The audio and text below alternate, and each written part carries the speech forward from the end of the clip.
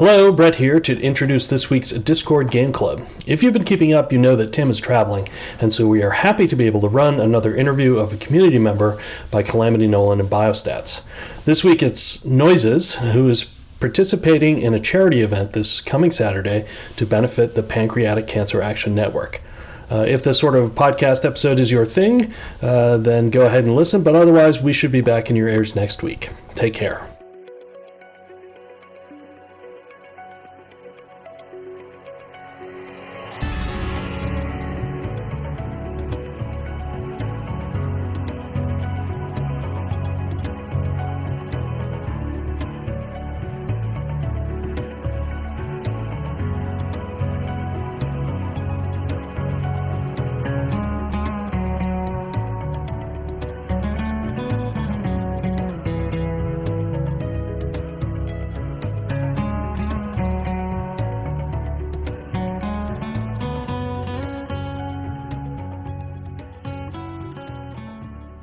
Welcome to DGC Just Rhetoric, a podcast where Nolan and myself interview developers and content creators.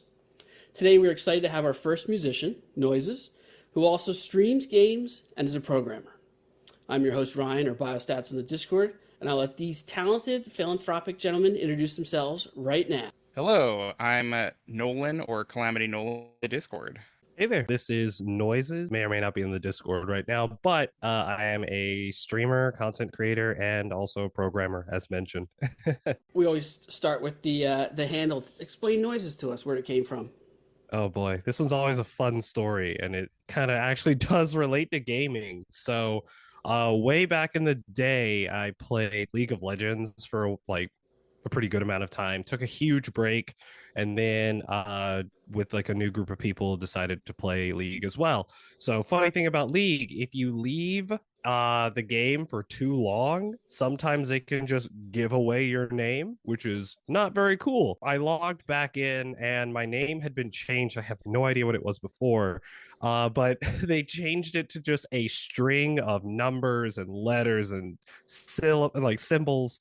So it was obviously impossible for anyone to ping me or reference me in the game. I was actually hanging out with some of the friends that I was playing League with at that time, and one of them bought me a name change item. So, we were about to get into the game. People are starting to queue up. They're picking their champions, and I'm sitting there thinking to myself, well, I need a new name. I got to come up with one really quickly.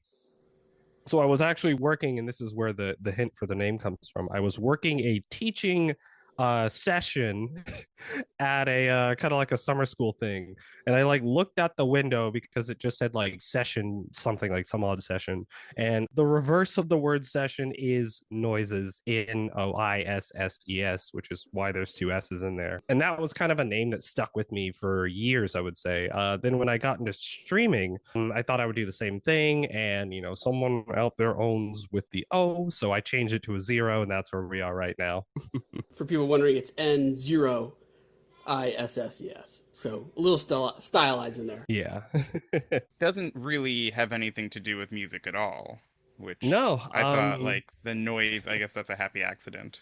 Yeah, it was. And I mean, the funny thing about it, I actually had a thought when I started streaming, because I got, I saw like all of these big content creators that I was watching on YouTube, and I eventually saw them on Twitch. I was actually thinking, I hated the fact that sometimes I'll miss a stream and people will reference a stream and they'll be like, oh, this happened or that happened. My original content was actually going to be exclusively rogues, like roguelike games, because it's one of those games that like you can kind of pop in at any time and you don't need a lot of backstory. Like the story is all being told, tangentially through items and stuff. So there's not a lot to catch up with. It's like, oh, did streamer win the last game? No, they didn't. Oh, it's all right. New runs right now. You're not really missing content per se. What was your initial motivation to start streaming? That's a good question. I think that a lot of it was, some of it was like most people, you see big streamer getting like $100 donations. I used to watch, and I guess I'll name drop him, Maximilian Dude. And if you don't know him, he's like really big in the fighting game community. in terms of like content creation. So I watched a lot of his streams. And I used to actually donate to him 10 or so bucks every New Year's because I would watch him for like New Year's, ringing in the new year and stuff like that. So I thought, oh, well, that would be fun. I play games. I don't mind like people like my college. We used to have like fighting game tournaments and people didn't mind my commentary. So I thought, well, I could maybe do this. So I wound up downloading, I think at the time it was XSplit.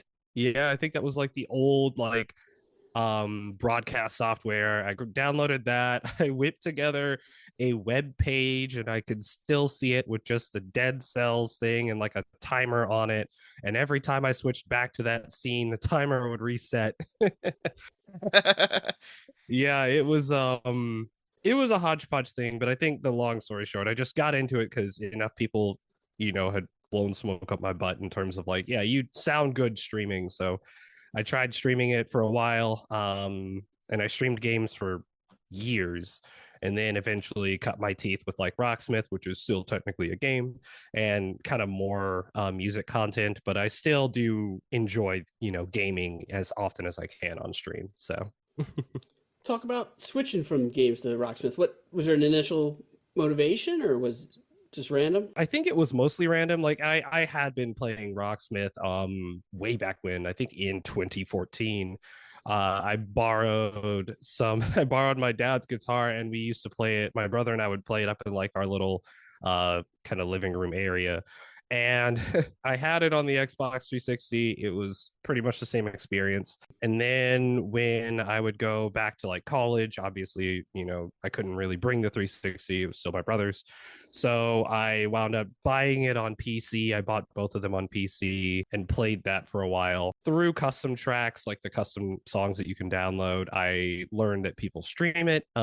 Streamers who I guess I picked up on were Boom So Much, who does like a bunch of OBS wizardry on top of doing Rocksmith, and Chainbrain. And then when I saw, I guess it was COVID hit, that was really when I started putting more effort into streaming. And I'd seen a lot more people were doing the same thing. A lot of people started streaming at around that time. So a lot of those communities started growing. I started cutting my teeth a little more with like some gaming streamers, but I also still interacted with Rocksmith because I enjoyed watching people who really could sight read songs that I can't do. And then one day, someone, I think I had been mentioning in chat that I did Rocksmith. So people were like, oh, you should just try it. Tried it, streamed for like small amounts of people. Eventually I caught like a big raid from someone who did stream Rocksmith more professionally, and I don't know, people were like, oh, you're not bad, and I just decided to kind of keep going with that.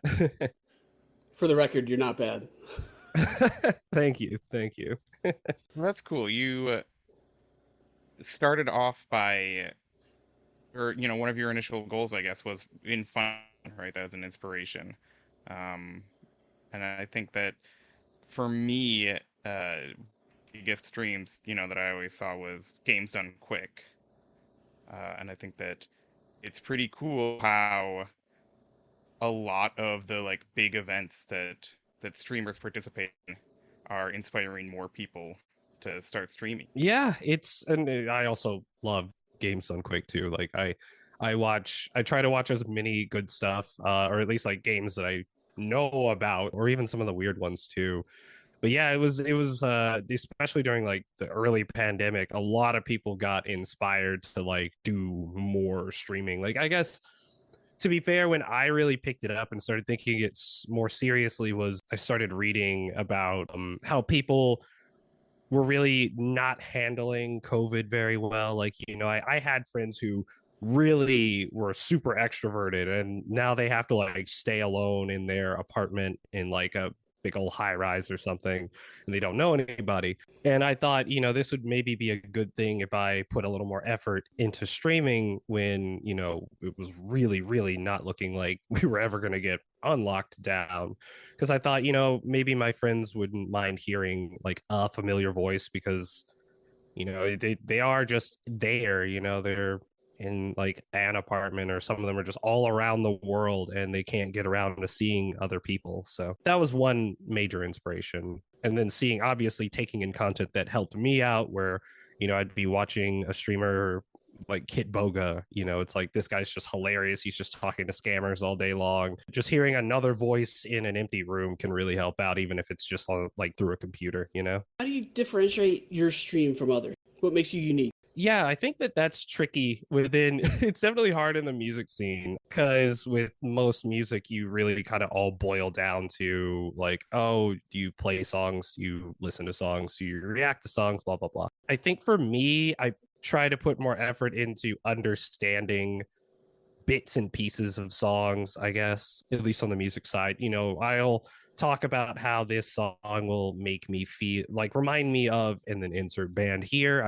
Usually try to relate songs and bands and artists to other music that I've heard. And then in terms of games, it gets a little trickier. I've always loved the concept of just rogue stuff. When I wasn't playing like Dead Cells, would play, randomizers, which are rogue in their own way, but they are like a simplified version of the game. And those were always fun because, you can fire up Ocarina of Time randomizer, and open a treasure chest and not have a sword, and you have the steel boots, and you're just like, well, I don't know what I can do. It's a lot of like fun problem solving. So I guess what I would say differentiates myself, I guess, against a handful of different aspects is probably just, I like to articulate what I'm thinking in a way that is somehow entertaining, whether it's relating music to other music, breaking down music, or finding errors in people's tracks, or talking about like why I lost or died a bunch at this one boss in Silk Song, and making sense of, this is the thing I need to do. I don't know. I try to convey that in a way that maybe allows viewers to kind of understand where I'm coming from, and if they can glean some new found like inspiration, or pick something out of it that they weren't thinking about before, then I feel good about that. Yeah, I really appreciate how thoughtful you are in the games you're playing, because I'm someone who doesn't really like watching people play a game for the first time, because you tend to just get kind of the same hot takes over and over again. But the way you really go deep into games, and through rogues that you play a bunch of times, or randomizers where you really have to understand the systems, it's nice to have you guide people through that experience. Yeah, for sure. And like I think I picked some of that up because of GDQ, because you'll watch someone clip through a wall and disappear and vanish, and like somehow they say, yeah, so that cleared like 12 hours of gameplay. So like I trust that it does, but then when you catch that streamer streaming, because what was it, I think it was one of the Femme Fatales, it was Yu-Gi-Oh! Forbidden Memories, might have been Skybills at the time, and she mentioned like why she would grind for X number of time, and then if a certain card doesn't appear, then the run is over. And being able to understand why the streamer is doing something like that, especially just grinding for like 2 hours for a card, that gives you like a newfound like appreciation for the craft. How do you motivate yourself to keep streaming? Oh, a lot of it was just the schedule, man. It's definitely like, and I guess it's kind of an interest in interest, if that makes any sense. I like streaming interesting games, or streaming interesting concepts of games, like, randomizers, or modded this, or crowd control. I like doing that because it gives me a way to get other people kind of interested in something weird or new. Like we played that Estrella game, which is like Slay the Spires but with dice, and it was the most complicated game I've ever played. But I feel like if I ever streamed it again, maybe it would be something that other people who enjoy that content would be like, hey, this seems so weird, it's so odd, it's also $2 on the Steam sale, maybe I'll get it, and then maybe they play it and maybe they like it. But that's what I think drives me a little bit I also do feel like when it comes to streaming, a lot of it is you have to be really self-motivated. Like I'm not gonna lie, for the first few years, I would stream to like one or two people. I've had like the empty chats, but I think at some point I heard that you just have to stream like you got a million viewers. You got to act like, a bunch of people are watching you silently. And or you could be like me on my very first stream and not have the right chat box open, and people are talking to you and you can't see anything that they're saying, and then they message you after the stream saying, hey, good stream, I was talking to you the whole time. But things like that happen, and a lot of it is you do have to feel really driven to do, like if I ever sat here and had, again, like a million viewers that weren't saying anything, I would still just stream as though that is the case. I would talk, I would explain things, whether or not I need to like bounce energy off. But I do think that that doesn't work for everyone, but that's just my method.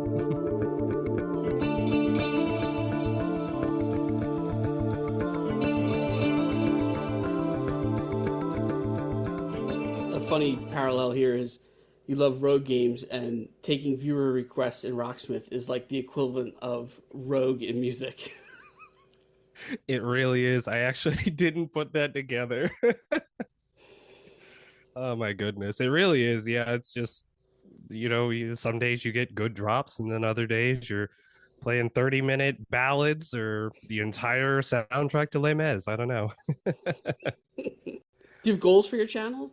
How do you define success? It's really, I guess, the vision. I mean, it's mostly been consistency up to this point. I would always block off. I used to block off Mondays and Wednesdays and Saturdays. I would just stream each of those days, no matter what, as long as I was able to get to my computer, as long as I had power, time, nothing else is going on. I guess success is just still enjoying it at this point.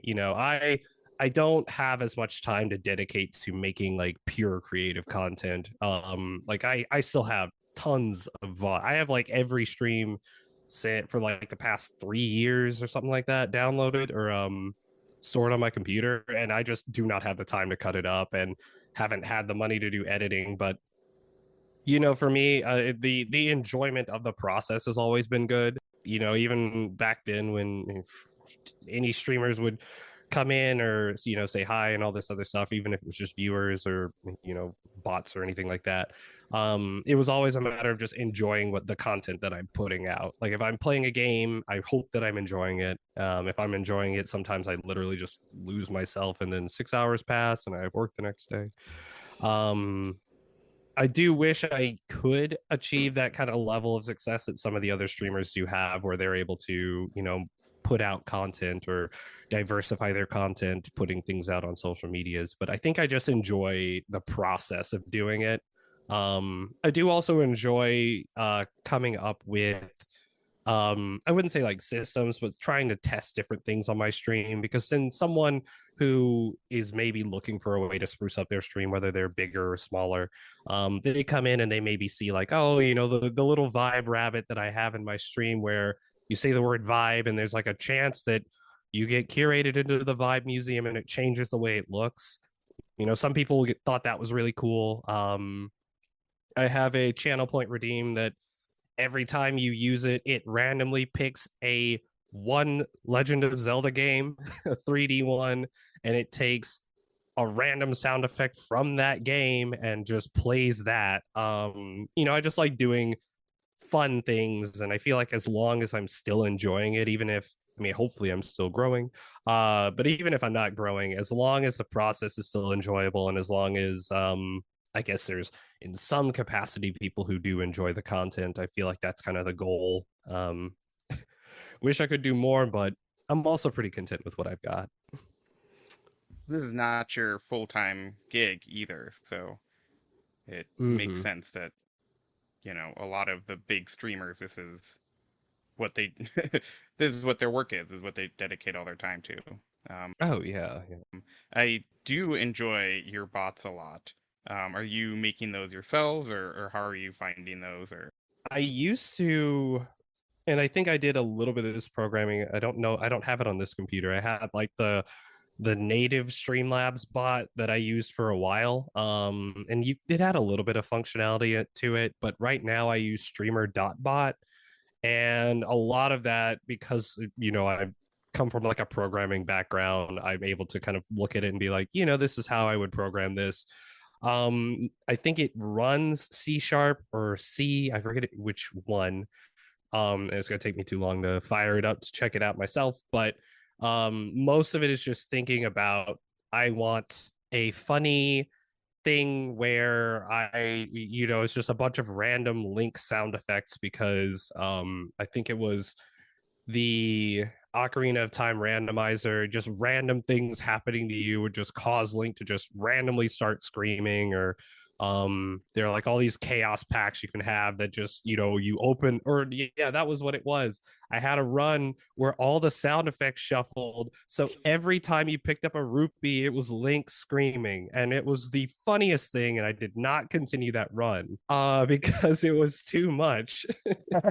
So I thought that would be funny, and I thought, this is a really quirky thing to try and work within this bot and come up with something that's brand new, or at least new to me. And it takes a little dialing in, because every sound, first you have to find every sound effect, and then every sound effect per game has a different volume level, so you have to like come up with ways to adjust that. But that process was also really fun. And I think that's the other thing that I used to especially enjoy about streaming, was just coming up with something weird and random and just doing it. I think that some viewers just like that. They just like something funny to interact with, like the vibe or just the random links, because some people will come in and just redeem that over and over, because every time you do it, it's something different. It's their slot machine. Why not? In prepping for this, I did solicit some questions from some people that you know. This one's from GMO. Oh boy. How do you decide what you play on stream versus off? This is actually really tough, because some of it used to be hardware back in the when I would stream back, even way back when, in the apartment before the one I really streamed in. I loved streaming console games, but then certain consoles just won't let you do that. The PS3 is a notorious example. It has the HDCP on it, which prevents you from capturing it. So I had a donation goal that went to, we were going to play Sonic 06. I bought it for my PS3. I hooked it all up, and I was so excited, went live, turned on my PS3, and it was a blank screen.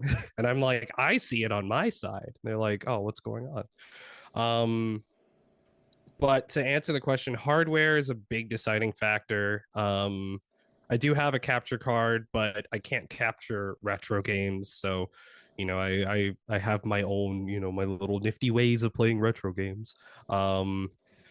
And as far as like picking the game, I would say I still try to stay more on brand with the content that I guess I used to do. Like, I didn't stream a lot of racing, but I used to play, like, I'll play kart games all the time. But I wouldn't stream that because I feel like it's not exactly the kind of stuff that I enjoyed streaming. Like, I played Metroidvanias, rogue games, retros, and I feel like those have always been the things that I enjoyed streaming.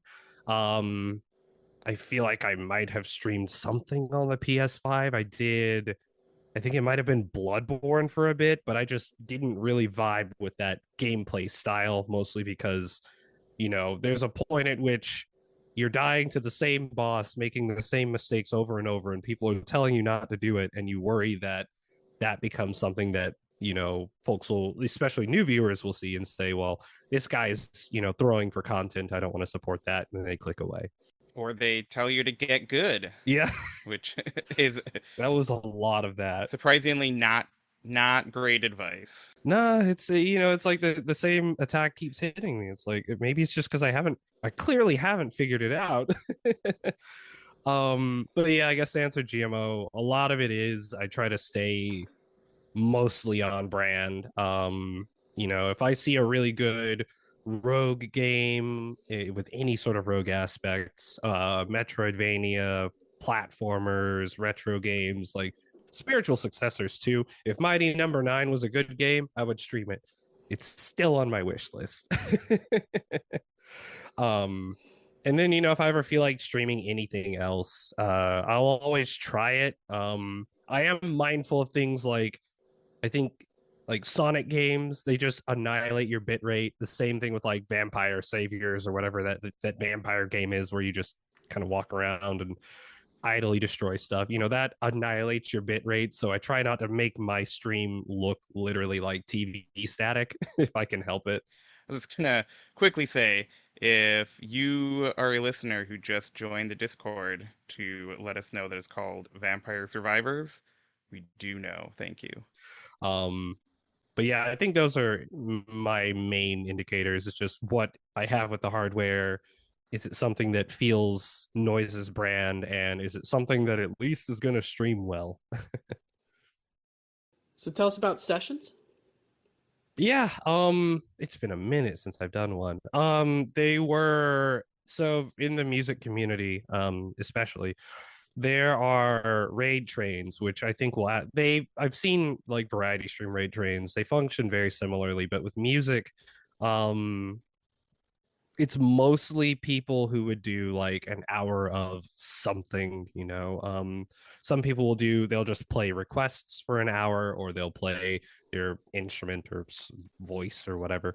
They'll do that for an hour. The sessions were kind of born from an interest in doing that. One of the main, I would say, groups during the pandemic, especially for the Rocksmith streamers, was called Unity Shredfest, and it was just called Shredfest at the time. Those would have specifically Rocksmith streamers. Now it's like Rocksmith and music, but they would have specifically Rocksmith streamers come in, and they would play an hour of an artist for a while. And then that got expanded to, an hour of like a theme you like, or an hour of like a genre or something like that. But the core nature of it was always playing an artist. And I want to say it might have been in 2023. I think that was when, most people started moving off of the platform. They, things started opening back up. People's lives got back into the normal swing of things. So that sort of thing, which I felt unified the community, kind of started drifting away. And me, I just enjoyed the idea of coming up with a set list at that time. So I came up with the idea of calling it like the set list session for aforementioned reasons about my name. So that was a way for me to play and like, I guess, expand on music that I really enjoyed. So like the very first one was Motion City Soundtrack, which was a band that, it seems completely out of left wing in terms of like the music I like, because I like, prog and rock and metal and stuff like that. But I really grew up with it. I think the very first song that I ever discovered on my own was Everything Is All Right by Motion City Soundtrack, through like one of those stick figure beats up the wall compilations that was on YouTube. I could probably find that video, but if you look up like stick figure versus wall, you'll probably find it. It's like many years old, like over like 14, 15 by now. But it felt really cool to be able to come up with a set list and explain the rationale behind it, and talk about why this artist matters to me, and expand on some smaller nuances to the artist as well. I forget which ones I've done that for, where we've actually talked about, I think it might have been Bring Me the Horizon, because a lot of people know them as a band that had been transitioning into way different stuff compared to what it was. So being able to play the stuff that everyone knows, but then also hit them with a deep cut that really showcases like, hey, this is where the band started. They were, deathcore, and it sounded crazy, and now it's like this really beautiful metalcore. Being able to showcase all of that and highlight an artist or a genre for people to listen to was just a lot of fun. And I guess it also goes back to what we were talking about earlier, where I like to be able to explain and like break down stuff for the viewer, so maybe it gives them a new new appreciation for it, you know.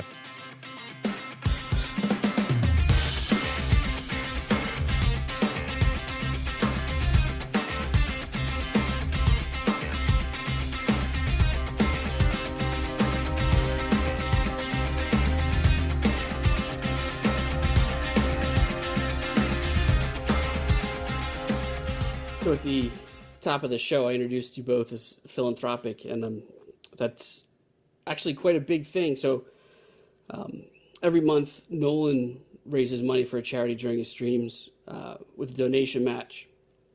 And then this past year, Noises, you've done a bunch. So in January, you joined us for Defeating Games. February, it was Stamp Out Suicide. March, it was Cultural Exchange Raid Train. In May, Diet Beatdown. July was Save Sax Dragon. And September, Basecamp. And you're working on your own one, and we'll talk about that in a minute. But can you give us a perspective on why you think it's important to sort of give back to these communities or get involved in charity work while streaming? Yeah, I definitely just see it as like a way to weaponize is the wrong word, but it feels accurate. Like mobilize the community towards something greater. Like I like as mentioned, this streaming is not my full-time job.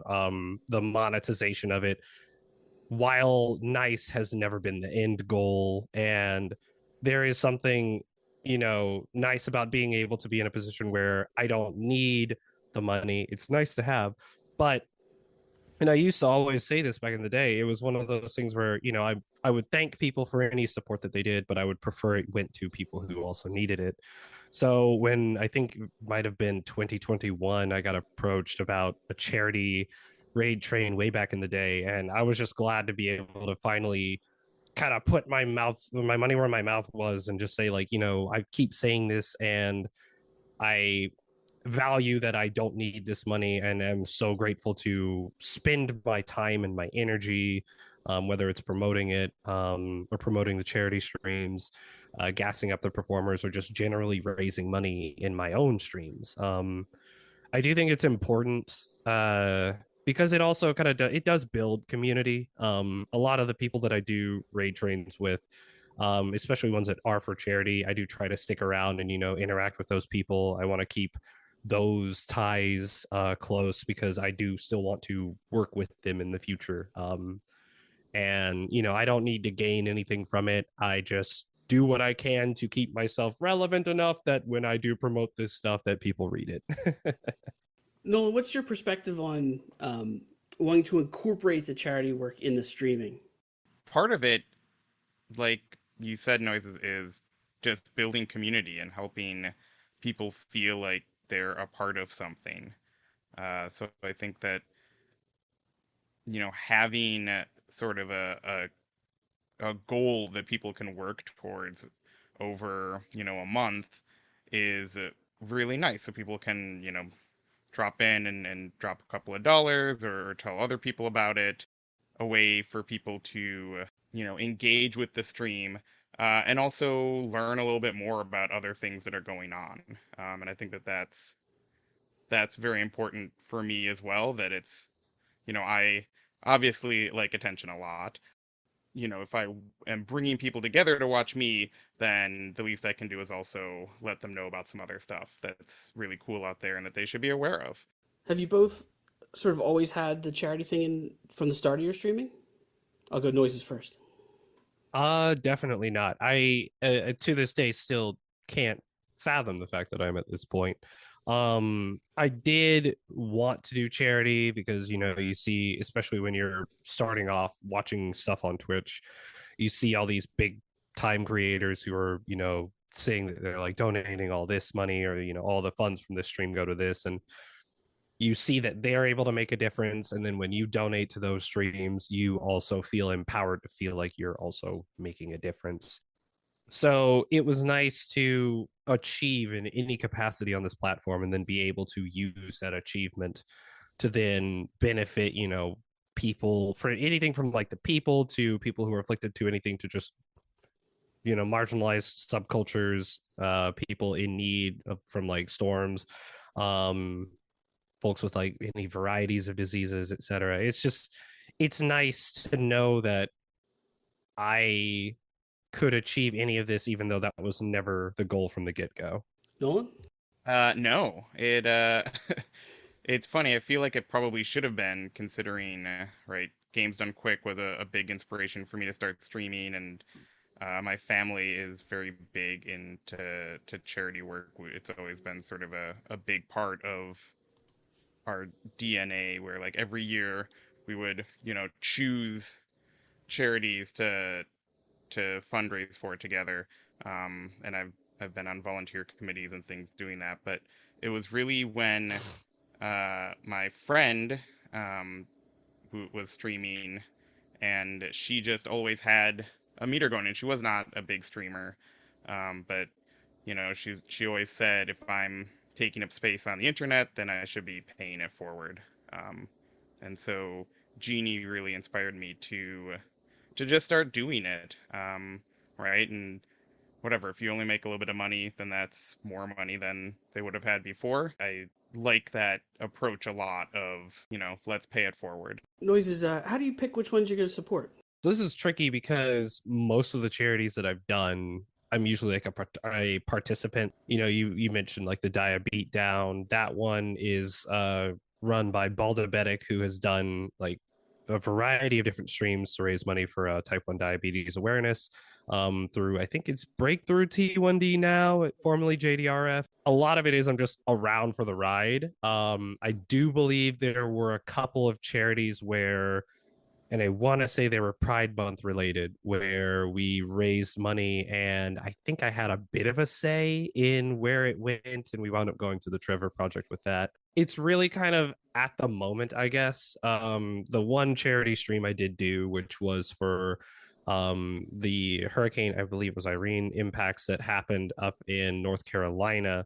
And I've lived in the South my whole life, so hurricanes are definitely nothing new to me. And I haven't been able to I would never have been able to donate it to any of the other major ones that had happened back then.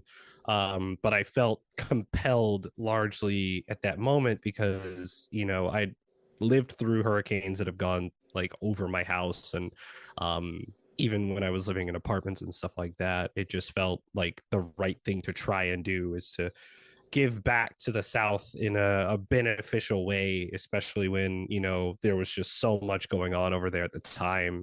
Roads were down, power was out for extended periods of time, major roadways were down. So being able to add money to the support for that, and maybe in some way, make a little rickety bridge that gets people across the river, if it helped, I was just glad to help.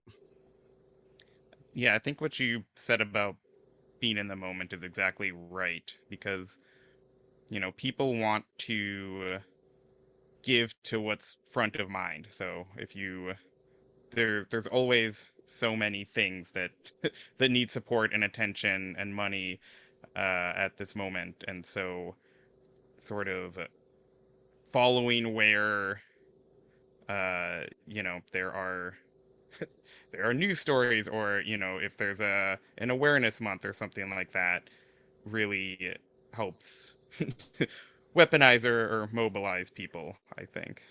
Yeah. So last year it was direct relief for Hurricane Helene. Do you want to tell us what you have in store for this year? Yeah, I'll give you guys a little hint on that since it's we're still working on it. We're gonna do a charity stream for pancreatic cancer, for PanCan specifically.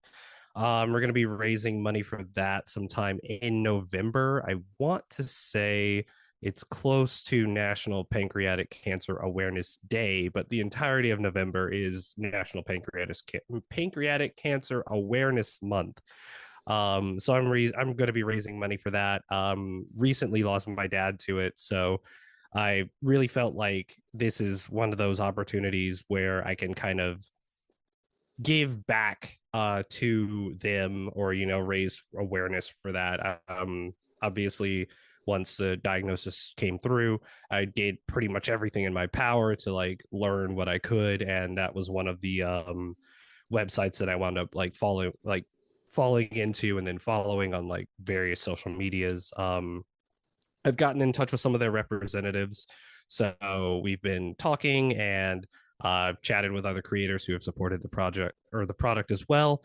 So I'm trying to see what I can get done. October is a crazy month for me. So I'm just doing everything in my power when I can get stuff done to kind of get this off the ground. But I'm trying to keep it, I guess I'm not trying to keep it too small. I do want to do like a raid train for my for just music community because that is an easy way to span a day.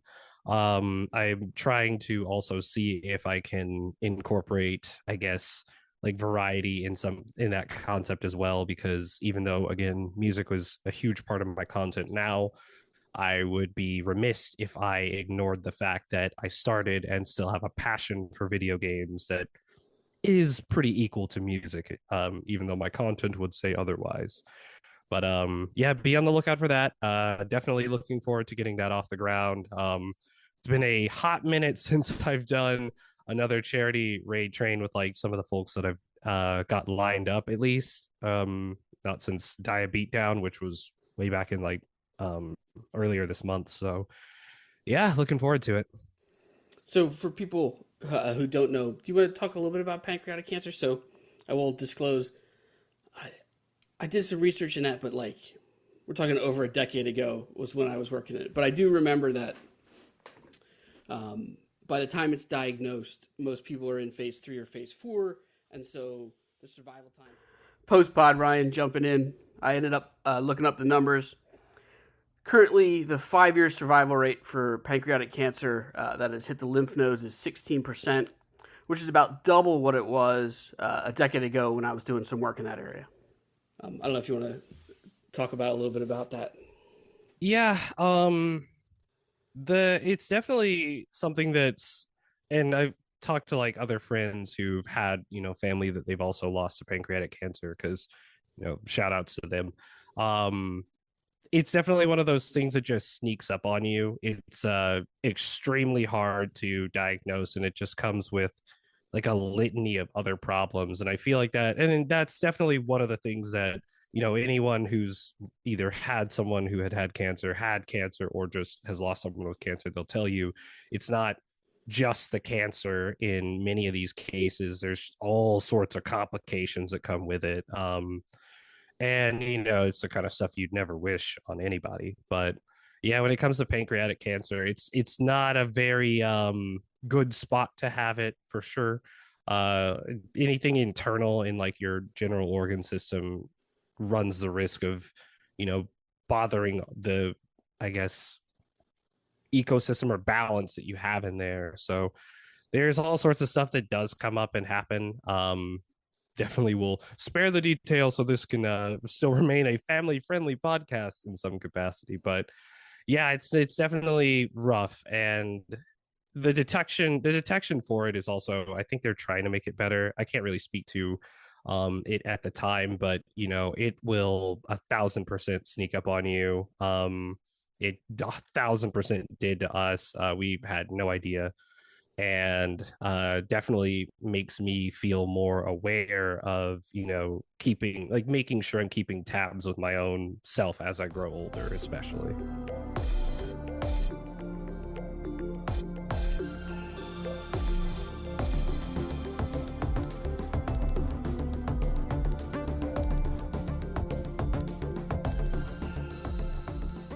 One of the things you said is you felt it important to sort of stand up and empower minority. Another thing that crosses your two streams is that you both consider yourselves safe places, and that individual expression and freedom is sort of prioritized and valued. Do you guys both want to talk a little bit about this? And I'll flip the order. I'll go Nolan first this time. Yeah, I think that there's a lot of streams out there, especially the bigger ones, that it's not really clear what their values are, and that's not always a place that I feel welcome in. That was something that I want to make sure with my stream, right? Is like, let me always say, here's what we believe in here. If you don't like that, go to some other stream. And also, it's really there to make people feel comfortable, right? Because especially nowadays there's endless horrors out there. I've taken approach more of, I want to have a place where people can chill out. It's not to say there's no politics or anything like that. It certainly gets political, but uh, it's a place where people can focus on other things and the joy in their life instead of the constant barrage of stuff that's still going to be there when the stream is done. Noises? Yeah, I 1,000% agree. It's definitely important to be a place for people to kind of escape. I mean, that feels like the gist of most entertainment is, you can turn off the news and play a game and kind of escape from any of the craziness in the world. And I feel like, why shouldn't our streams also be that way? Yeah, and like I definitely agree with like the political aspect. It's just sometimes you can't get away from it. But I mean, I'd rather be kinder to someone who is also kind in, when it comes to like, it doesn't matter where you come from, who you are, what kind of person you like, or what you define yourself as. I'd rather they have a place to go to, and I have no beef with them. So why there's no reason for me to like. I will be kind to people who are also kind to me, and there's no reason to just not be kind right off the bat. All of my plans compromise.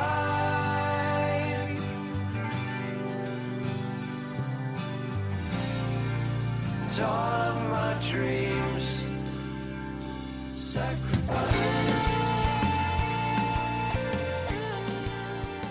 I think we'll pick back up with the solicited questions. So these are all be in the music realm. GMO's question was, what bass are you getting next? Oh boy. Oh, that's actually been really difficult because and I guess for listeners, I have quite a collection of weird bases and just bases of variety of shapes and sizes. I think the hardest thing for me is that I don't have a specific base in mind. There's been a couple that I've been keeping my eye out for. I know there's a brand, the Dingwall brand, which is one of the bases that I have. They announced a headless bass, which is like a bass with no headstock, and you tune it down by the bridge instead. I know they announced that. I know Dingwall has also announced the Jacob Umansky signature, which is supposed to be like a 6-string bass of their same style. And if you look up Jacob Umansky bass, that's the one.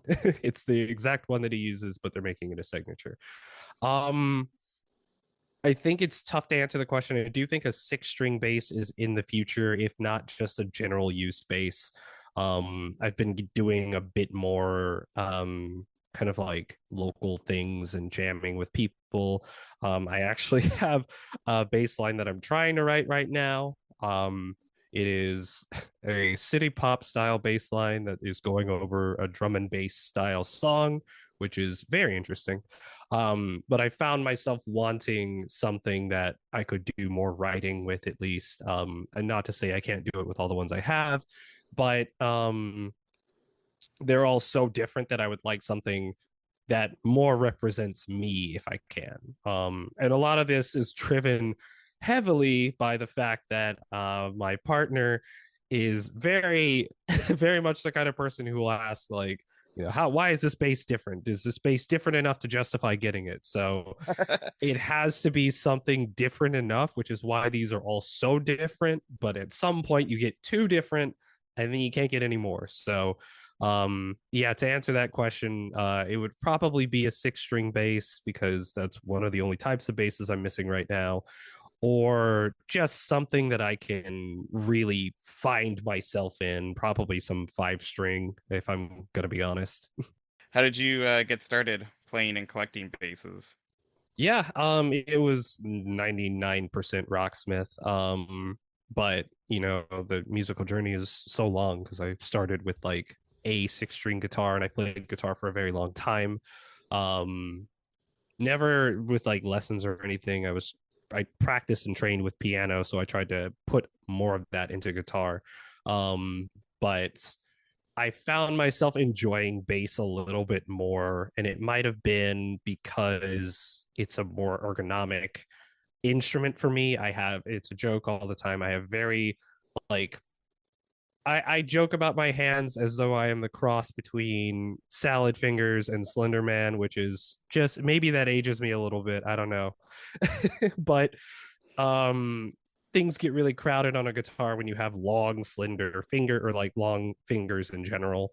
So it felt easier to play bass. I wound up enjoying more of um the musical stylings of bass because it's something that blends rhythm and melody in a way that really can't be achieved without another maybe even larger instrument, but those usually take up different spaces. But yeah, I started falling in love with this weird harmony between like communicating what the drum is doing with what the guitar is doing, because sometimes you have a guitarist who just doesn't really care for the drums and they just want to just play solos. And then you have a drummer who just wants to play really fast stuff on drums, and being able to be the bridge between those two things. And I guess again this goes back to allowing people to understand like the where these two things meet. It's cool to be there, and there's a lot more flexibility in it than people give it I guess credit for. What age did you start playing at? Oh man. When would that have been?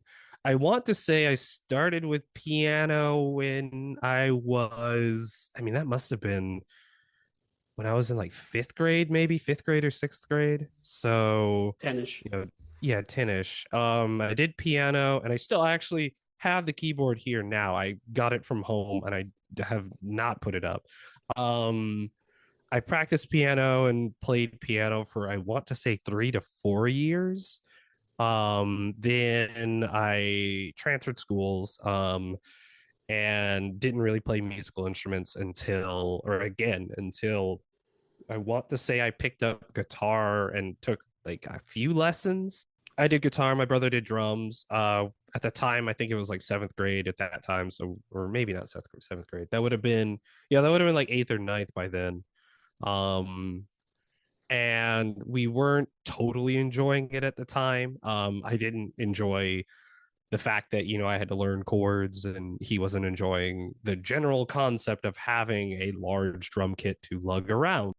I can't blame him.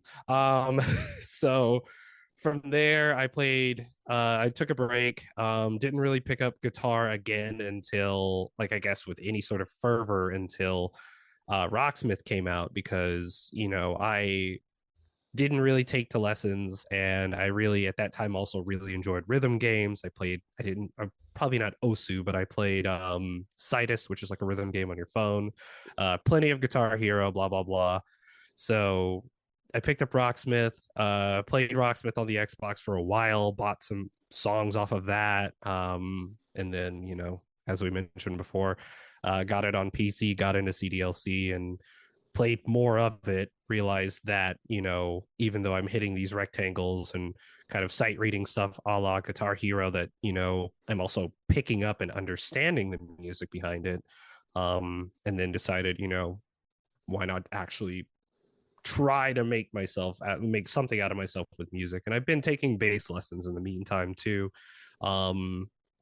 which have been really good because they've been breaking down all of my weaknesses. Like, I'm learning the scales of theory, starting to recognize what notes are, and I feel like that'll just give me a bit more to then be able to regurgitate on my viewers and say, oh, well, that was a really nice A Phrygian run there. Wow, guys. And if you don't know where that is, got to get modal. Yeah. It's like, oh yeah, if you really enjoy the music nerd stuff. And then if not, I just find a way to boil it down to a layperson level and try and explain it that way. That's really cool. Yeah. There's a question from Artemage, who I've seen in your stream a couple times. Mm-hmm. What do you find is the best way music has been integrated into gameplay? Is it Rocksmith?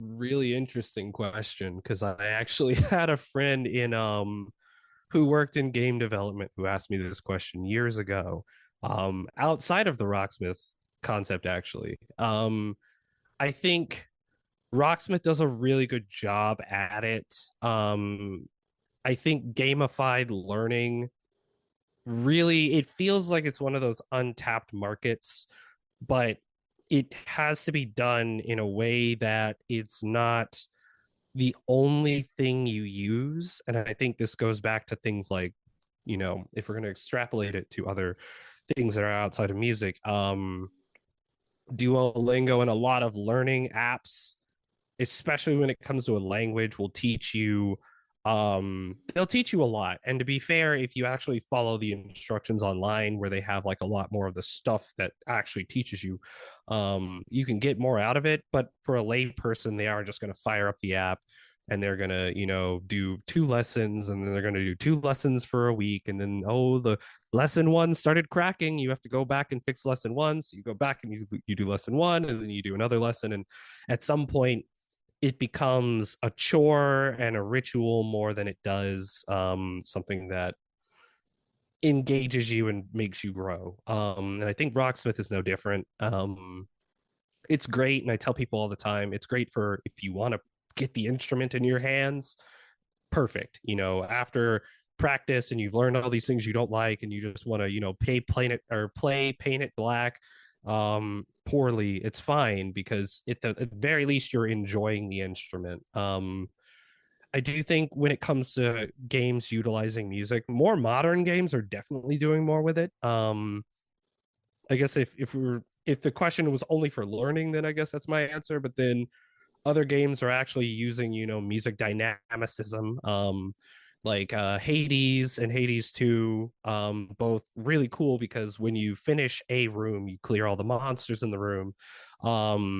The track actually transitions to a bass only version of the in-game track, and it's really cool because it like lowers the energy. It kind of brings you down, even though it's like heavy metal and drums and all this stuff. But then it's only bass, and you're like picking your equipment and deciding where to go. Killer Instinct is another really good one where, especially the more recent one, the songs actually have levels to them. So as the action ascends, the song gets more energized. And when you're doing more lulls, or you're maybe just like feeling each other out, the song's actually de-energized, which I thought was a really cool thing. And that was more getting at what the person who worked in game development and I had talked about, was games that used music in a way that's a little more creative than background music. Oh no, enemy music, background music. I think the first game I noticed that where I noticed a transition between different levels of music was Banjo-Kazooie, which had basically the whole, it's the same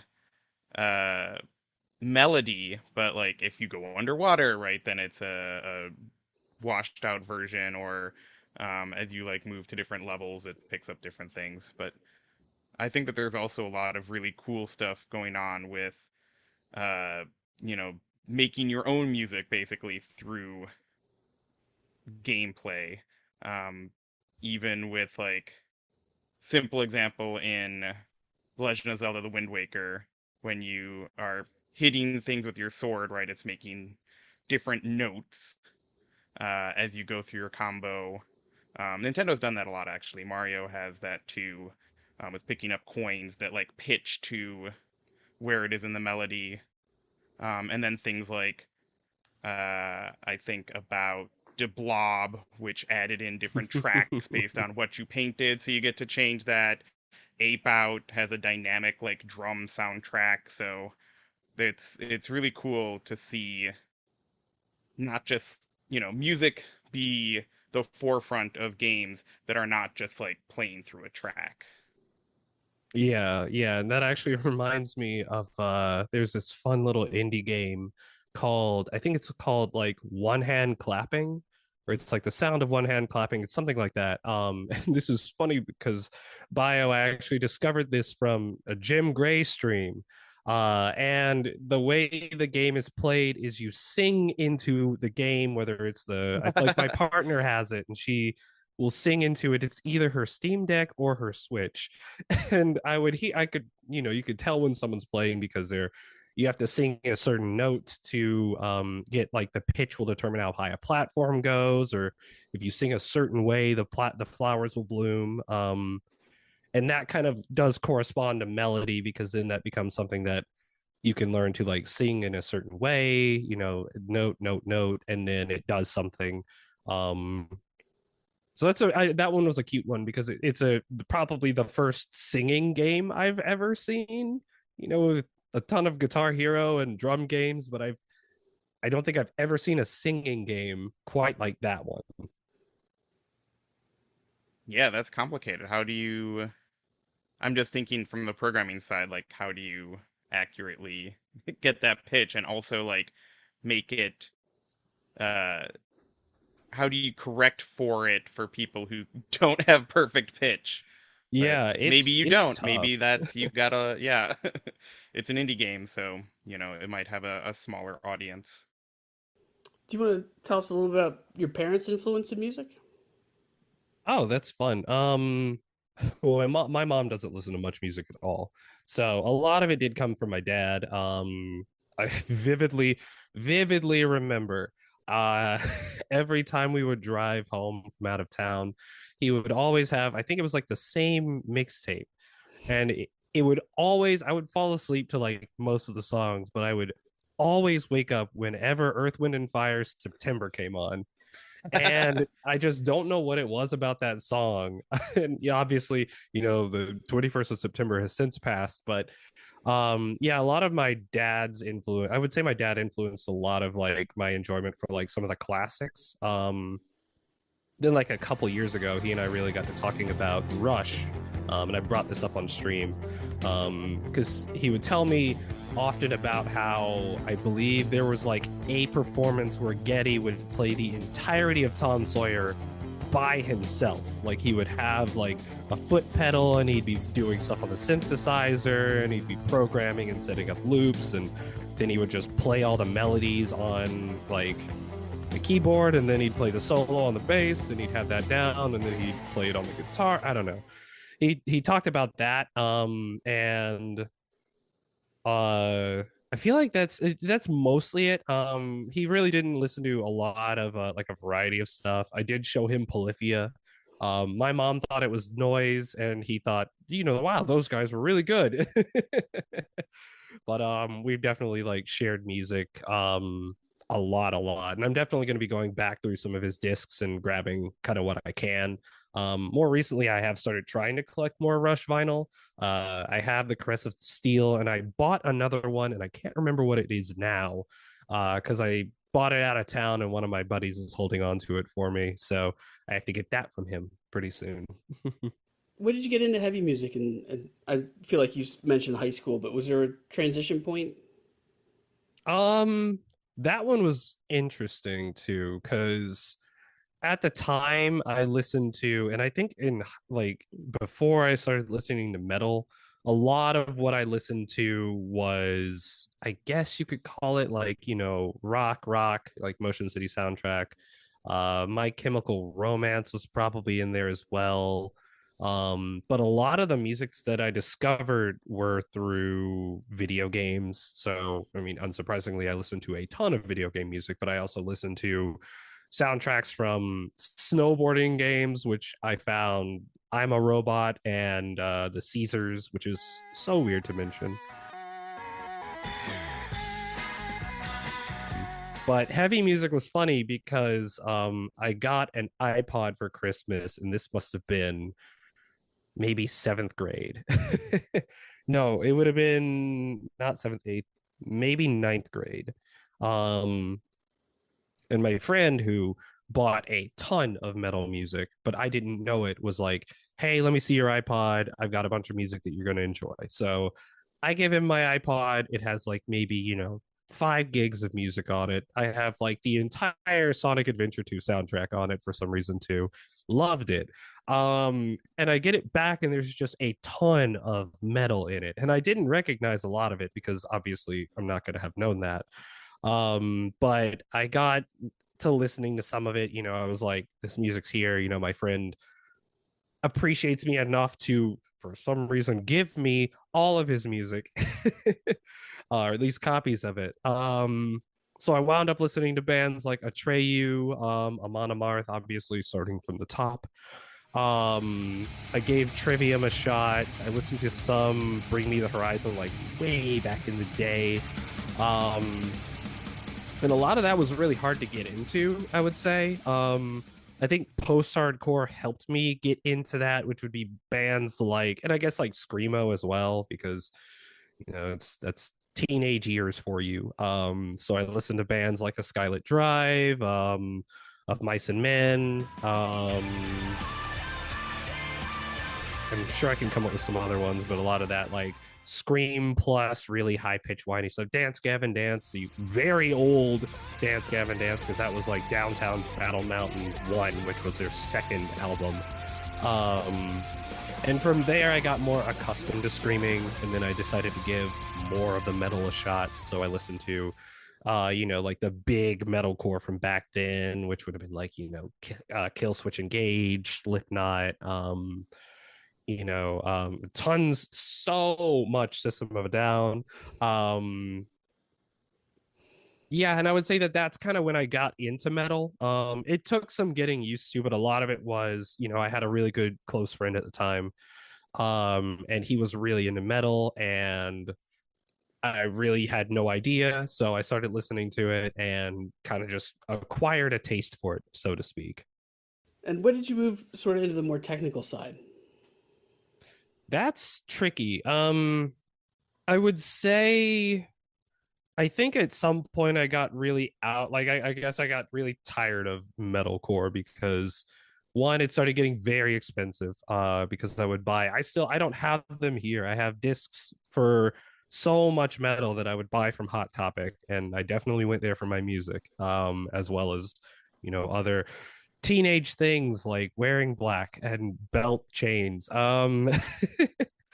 But I got I think it must have been through Family Jewels and Toxic X Eternity, because I still loved video game music at the time. So naturally I was like, yo, does anyone make metal video game music? And it was them and E-Rock and eventually Rashad E.B., Ropa Nuganti, all of those cool dudes who do the nerdy video game stuff, C2A.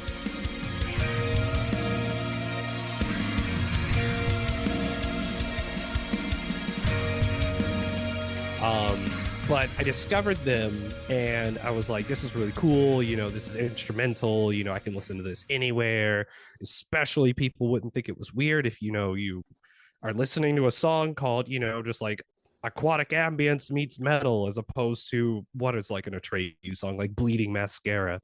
That's a weird one for people to see, but Aquatic Ambience, not so bad. And naturally, when you get into the instrumental stuff, you start getting into Plini, Animals as Leaders, and Scale to Summit, which I really gravitated to because they did this really calm, kind of like calm but like skillful thing. I think it must have been the first 3 EPs from Plini or LPs. I listen to those all the time, like Tarred and Feathered, Heart. Those were just songs I always put on. And then as I started getting better at playing these instruments, I started then growing an appreciation for technical music. So, being able to play on weird beats and, weird measures and time signatures, a la like Delta Sleep or other math rock, was really impressive. And, I kind of wanted to be able to do that. So I played more of their stuff and listened to more of it to get used to it. And, as far as playing technically, I do feel like when you can see what they're doing and have any sort of musical understanding, you can appreciate how technical some things are. Plini makes everything look easy, but if you ever look at it, it is a nightmare to watch that man play and think you can play it too. But just to round out, definitely the technical stuff came just from enjoying instrumental music in general. Pliny, Animals as Leaders, all the bands that I've mentioned and artists, just making really pleasant to listen to but not still music, you know. Well, we've got you listing bands. What have you been listening to lately, and any recommendations? Ooh, that's an interesting one. I've been catching up with albums, so it's been a lot of like stuff I've not been wanting to listen to. But I've been listening to a lot more, I guess, like I wouldn't say like jazz. I don't actually know what they count as. It's kind of like funk, I guess. Hiatus Coyote, they're kind of a funk fusion kind of band. They do a bunch of fun stuff, and I think they're really easy listen. I put them on when I work personally. Origami Button, which is like mathy post-hardcore funk as well. Fall is coming around, so I've been putting more of my alt playlist on, which is bands like Local Natives and Foals. But as far as like new releases, I've been listening to the new Between the Buried and Me, which is very good, exceptionally good progressive metal. By the way, we should warn people, if you haven't listened to it before, there are some jarring transitions.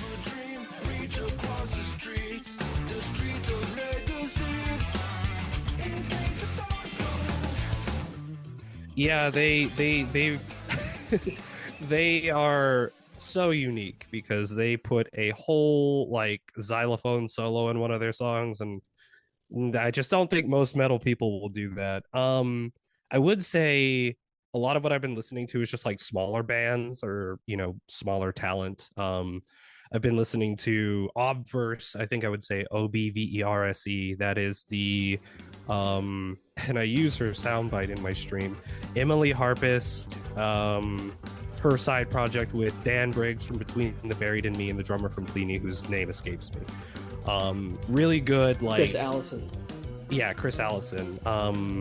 Really good atmospheric and like trippy music with like really cool sound effects and stuff like that. I recommend that. I mean, I could go on literally forever about music. Like if I open my Spotify, go to my liked songs, it's just Hiatus Coyote, Hubris, Pool Kids, Delta Sleep. Those are the things I've been listening to more recently. Lost like submitted this question, and he put it as like when you have to pick your favorite child.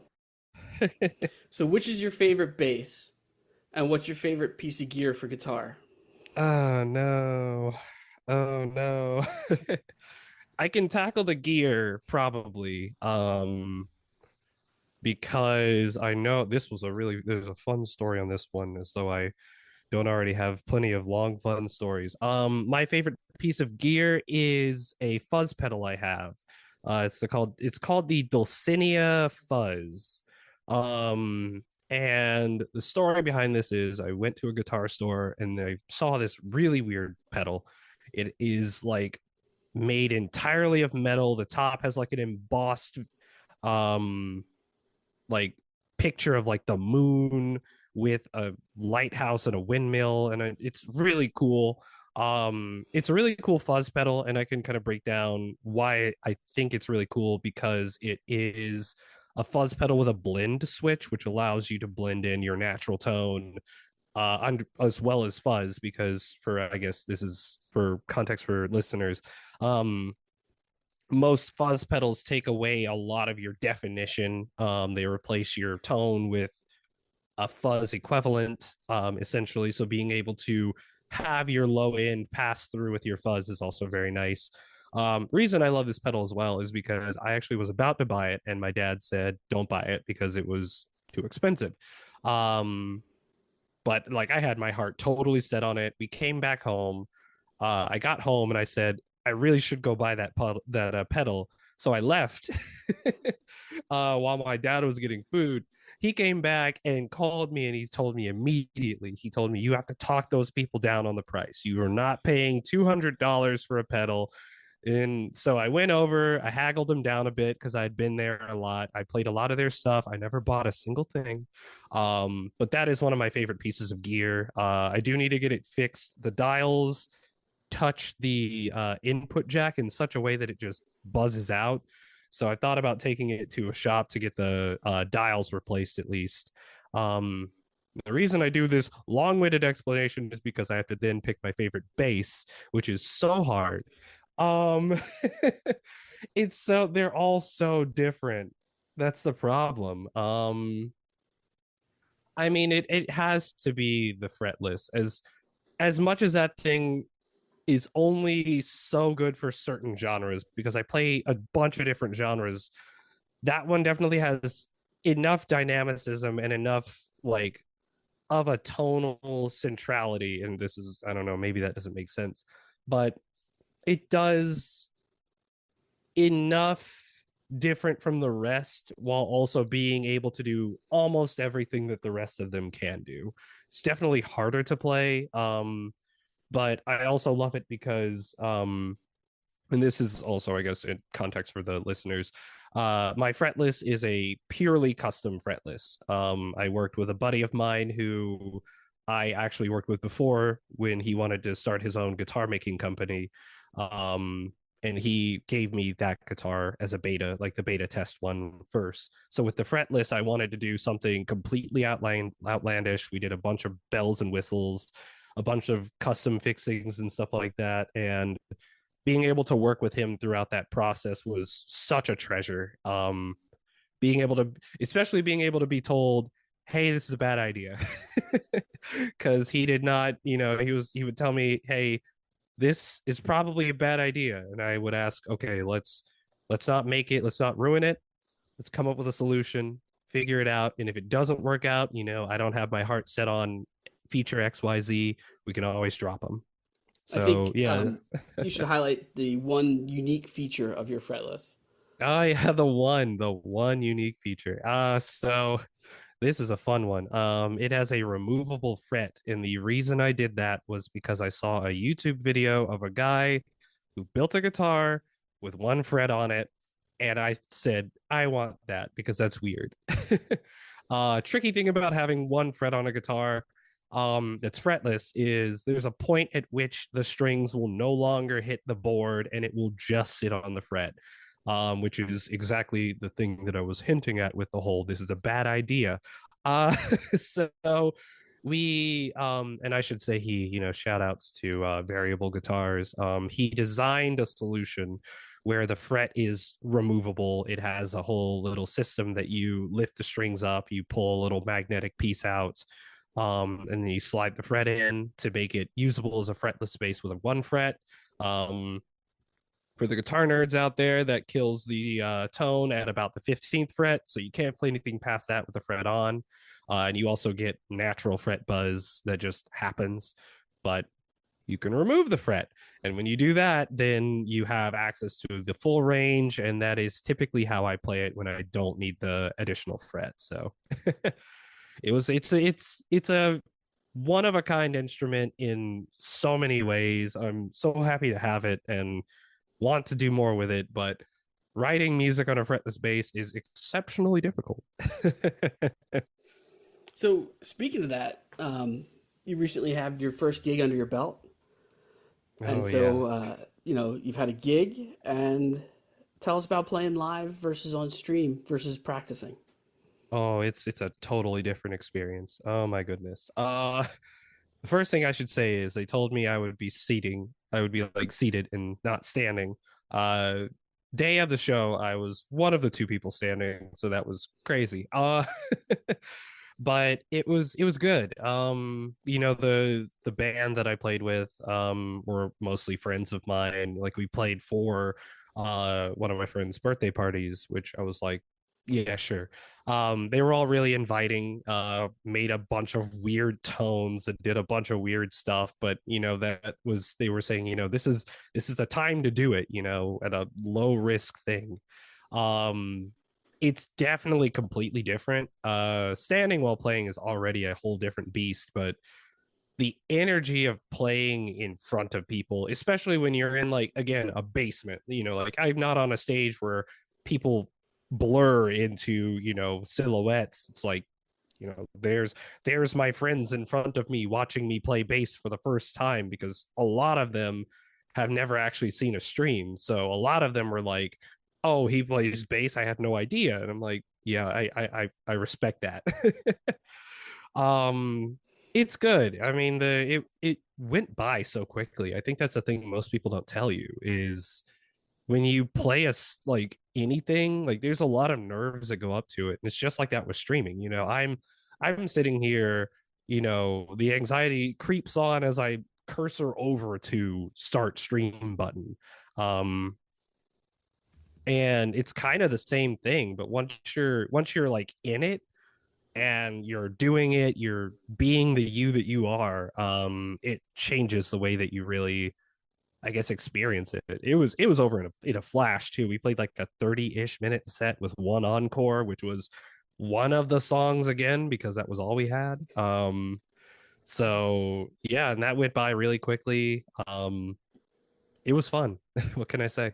I just want to throw bands names at you and see quick reaction, a couple of thoughts. Dance Gavin Dance.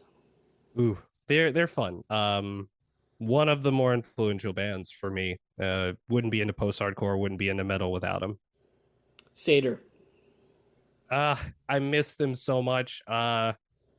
Very happy to have met. I worked with the drummer for that band on a Code Echo song. He's a really lovely dude. I miss that band and love all the crazy stuff that they do. King Gizzard and the Lizard Wizard. There's a King Gizzard song for everyone. You just have to find it first. Pliny. Really innovative guitarist who's able to capture so many different moods in his music. It's just immaculate. Porcupine Tree. Really inventive prog. Definitely, in my opinion, one of the better transitions between modern day prog rock and past prog rock, like not even metal. It's just, Steven Wilson's a delight. Rush. Definitely one of the pioneers of progressive rock. And Getty definitely pushes bass players everywhere to just want to be better. It is funny, as a guy that plays the drums, talking to people, they're like, yeah, we can't play, like Rush is really hard. I was like, have you listened to what the bass lines are? Like, they're just as bad. Yeah, the fills are just atrocious. I still can't nail a lot of them. La Via is still a song that I want to get those fills down for, but Getty knows how to play without being too crazy, which I appreciate. Riverside. Another one of those really good prog bands, especially one of the ones that blends between prog rock and metal. Would love to see them again. That was a really good show. And then I'll end on Nightlife. Oh, Nightlife. They are definitely on their way up. They've invented a whole new sound between R&B, like R&B and hardcore. They've cracked the code.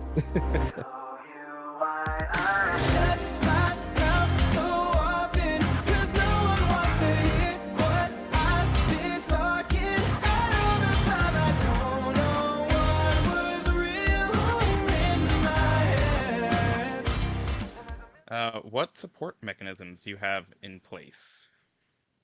Ooh, I guess support in which way, or in what way?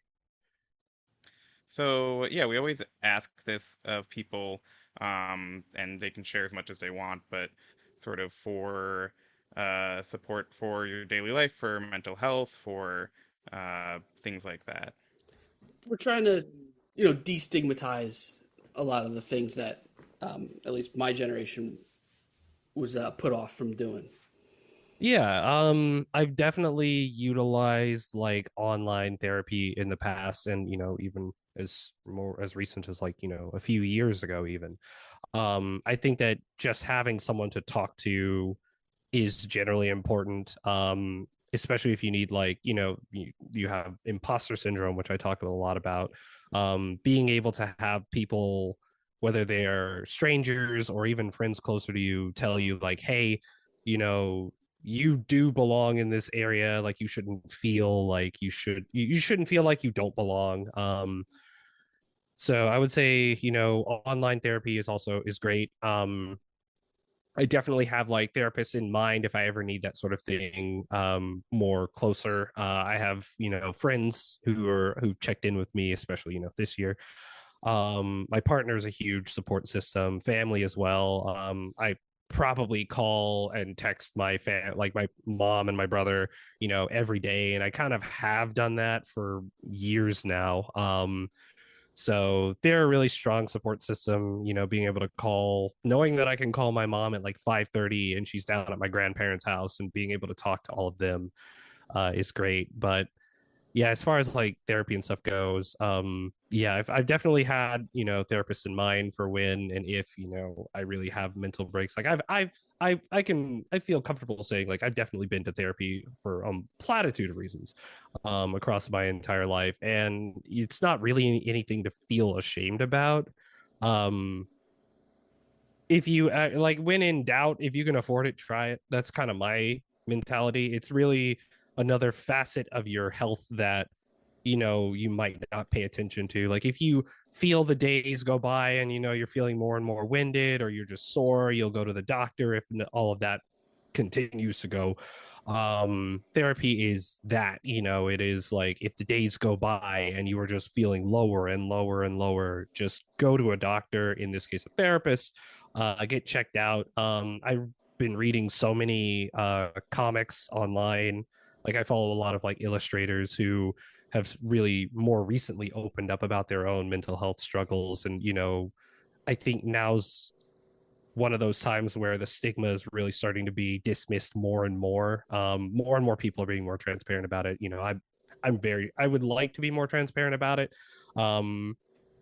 but a lot of my mentality is that as a streamer, someone who is stressing their mental health, maybe they need a break, maybe they need someone who's just going to take them out of that space. So not bringing up things that could dredge up negative moments on stream is typically where I am. But yeah, no, I mean, I think now is one of the more wonderful times to really get into, like, if you're considering therapy, I would say try it, as long as A, there's a therapist nearby, and if not, B, go online. And additionally, I guess, see if you can afford it. But a lot of the, like, I think it was like 5 cups of tea, I don't even know if that's still around. I used that a lot back when I really couldn't afford a real therapist or psychiatrist. It was just really helpful to just be able to like explain how you feel and have someone either walk you through it, validate any positivities, dispel negativities, stuff like that.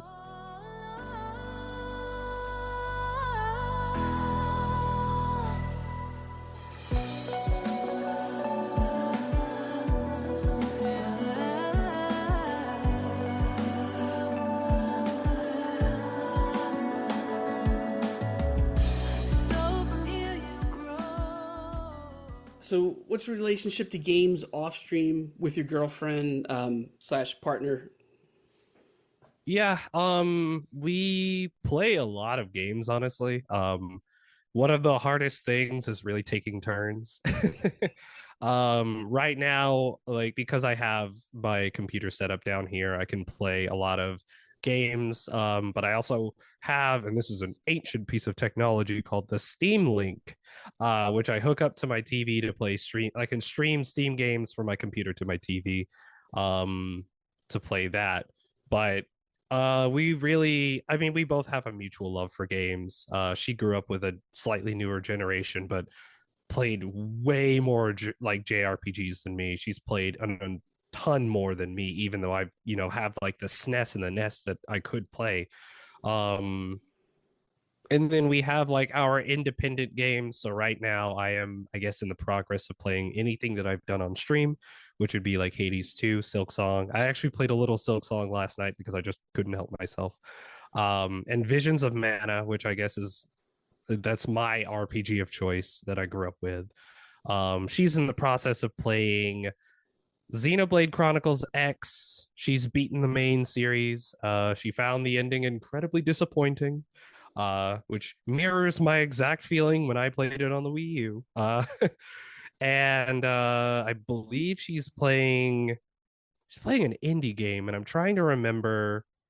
Oh, Celeste. And she's not one for platformers, so she'll play it for like 15 minutes and then put it down before she gets, frustrated. And I don't blame her. That's a tough one. Tell us about a non-video game hobby you have. That's fun. What I'm like, what do I do that's not music and video games? I I've recent oh yeah, I can talk about this. I recently acquired what people would call a culinary centrifuge. I enjoy doing weird stuff. It used to start with cocktails, but it's since transitioned into just cordials and stuff like that. I just enjoy making interesting, like combining ingredients in interesting ways and then coming up with a form of consumption that just works.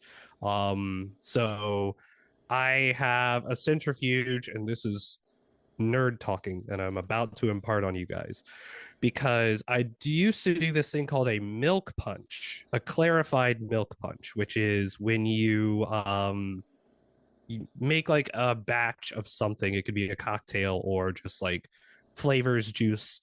You add a citrus to that batch, and then you pour that into milk. It curdles the milk, separating the curds in the whey, and then you strain that out. So you only get the whey and all the liquids involved, and you take all the curds and pass them away. The centrifuge aids with that, but I used to do that with a strainer. It was like a 3-day process. I would come up with the recipe, buy everything, and make the batch day one, and it would take 2 days to strain because it takes just that long. But the end result is just like this really silky smooth beverage you can drink. It has, whey in it, but it's completely transparent. So working with that has been like a hobby of mine, and I've been trying to get more and more back into it lately. I made a black cardamom syrup to put with our coffee, and if you've never had black cardamom, it smells like a campfire and tastes like pine needles. It is the weirdest combination of flavors I've ever had in my life. But yeah, I've had like people locally or in like other towns that I'll drive to, and I'll try like weird cocktails or weird coffee concoctions. And people, I guess, appreciate hearing about people that enjoy their craft. So if I tell them this was a really cool weird thing that they did, or I suggested to one place that instead of a pumpkin spice latte, they could do like a sweet potato spice latte instead, or something weird like that, and they thought that was cool. But I think that's like one of the main other hobbies I have when I'm not like gaming or learning or doing random stuff on my computer or playing music. I'm actually surprisingly in the kitchen just coming up with weird stuff to consume. I like that you qualified this one as nerdy, unlike the video games and music. Yeah, it's like a different, I guess it's like, I think it's more like science nerdy, like I guess I would be geeky. I don't know. Yeah, you're dipping your toes into molecular gastronomy. Yeah. Fun Without stuff. getting into way into that. I know that field, and it is daunting, which is why I just do like black cardamom syrup. It's super easy. Just a centrifuge. What's some other media that people should check out? Just in general, like media. Yeah. I mean, I've been watching a lot of anime. We've been rewatching the original Ranma, which has been really fun. I think that's really cool, but because my partner has read the entirety of Ranma and seen 0 episodes, so it's very fun watching her say, this is filler, and then the next episode is filler, and then the next episode is filler. But I think that, and this is funny to say, now is such a great time to be into anime because, and I'll take a quote from my cousin, they don't bully the kids who like anime anymore.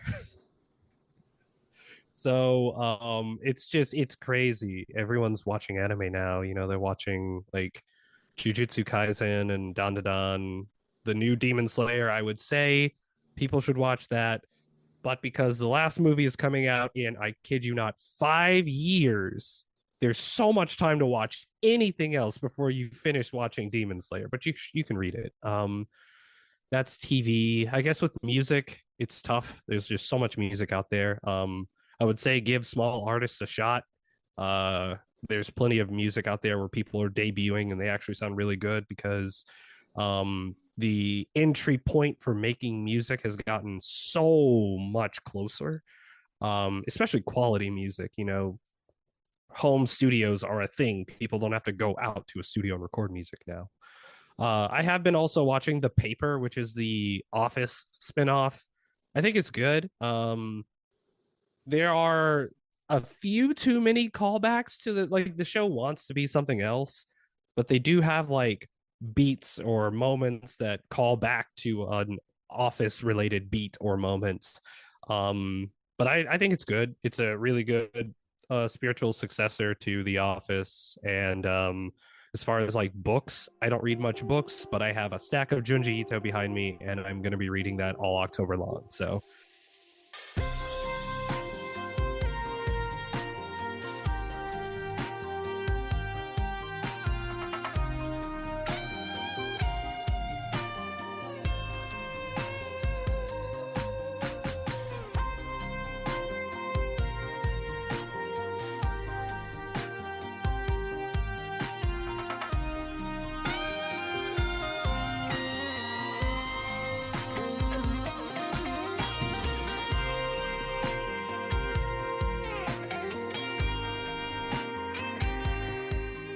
Thank you.